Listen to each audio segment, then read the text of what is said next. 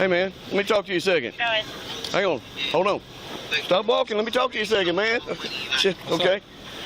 Hey, what's going on tonight? I don't know. I ain't got nothing to do with y'all stuff. Hang on. Hey, work time, put your hands behind your back. In Arkansas, the Texarkana police are handcuffing that man who has not broken any laws. I'm being detained right now? Yes, you are. you are. Detained. This is investigative detention.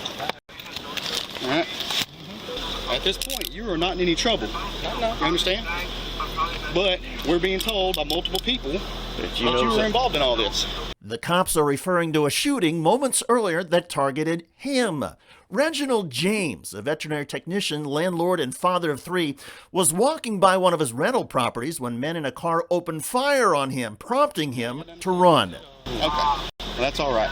Go ahead and get his identification and everything. We'll go You got an ID in your pocket, sir? Under the law, Mr. James is not required to give up his ID, but he consents anyway, politely. I'm going to pat you down for our safety, then. Based on the Constitution and settled court decisions, the police are free to try and talk with Mr. James, but he is under no obligation to respond or answer any questions. And you can actually talk to us. And he makes his position clear. I ain't got nothing to say to y'all. I'm just trying to go home. Y'all stopped me for no reason. No, we stopped you for... I'm passing by and I fit a description. You were pointed out. That's okay.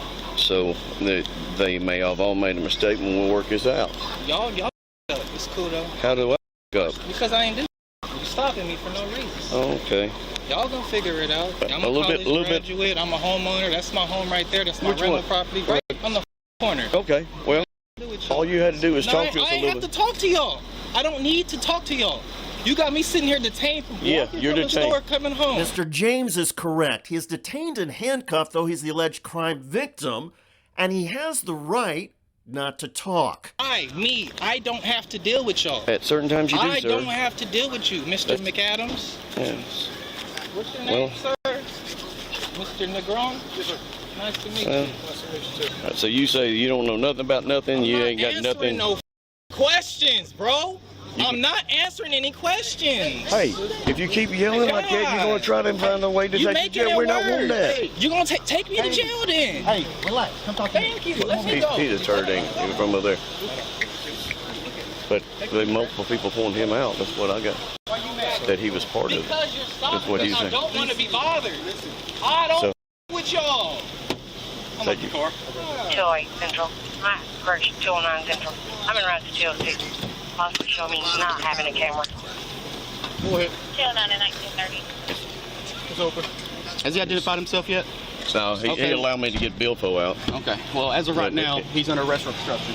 That's right. For refusing to answer any questions, Mr. James is being arrested for obstruction. You have to identify yourself. I did. He has my ID.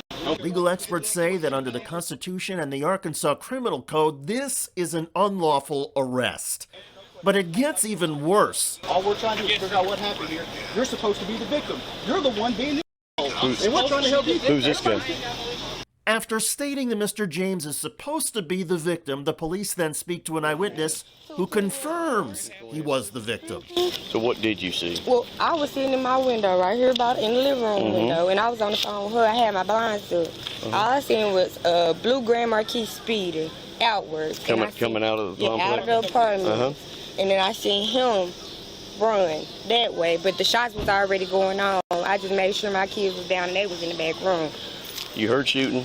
Yeah, he was running this way. And you run across these people's yard. Did the car look like it was after him? Yeah, or, it was after him. But which way did they turn? They turned this way. They come up right behind him then? And then he ran across his yard and over there in the people. Whoever stay over there. In that gray house in the corner? I think he actually lives there. He stayed there too. So now that the police have been told Mr. James was the victim, not a suspect, do they let him go? Of course not. Instead, they run his name.